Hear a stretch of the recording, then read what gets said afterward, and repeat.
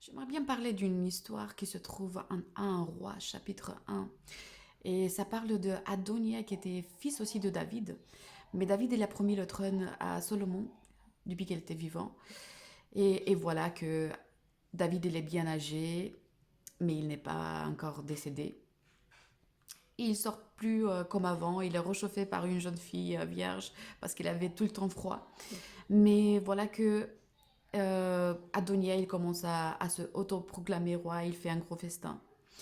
Et ce qui s'est passé, c'est que même si David il a promis le trône à Salomon, et Dieu voulait que Salomon soit roi après David, c'est la chose qui s'est passée.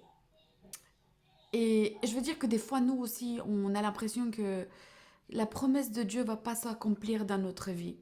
Mais si on reste près de lui, si on le sert, si on a un cœur pur, si on veut le glorifier à la place de se glorifier soi-même, Dieu va nous mettre à la place qu'il a prévue pour nous, même si on a beaucoup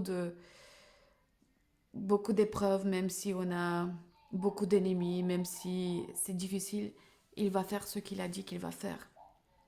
C'est pas pour nous, mais c'est parce que c'est le plan de Dieu qui va s'accomplir et parce que Dieu n'est pas un humain pour mentir. Donc, soyons courageux dans ce qu'on fait, soyons fidèles à Dieu, aimons Dieu de tout notre cœur parce que Dieu veut accomplir le plan qu'il a pour nous. N'avortons pas le plan de Dieu pour nos faiblesses, pour le péché, pour la convoitise, pour toute autre chose qui n'est pas digne d'un fils de roi et d'un roi de l'univers. Soyons fidèles à Dieu et Dieu va accomplir les choses qu'il a prévues pour notre vie. Et ce sont des bonnes choses parce qu'il a des bons projets pour notre vie. Parce que c'est son projet. Donc il va accomplir son projet.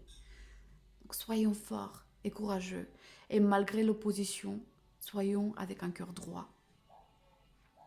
Que Dieu nous aide. Merci Seigneur Jésus.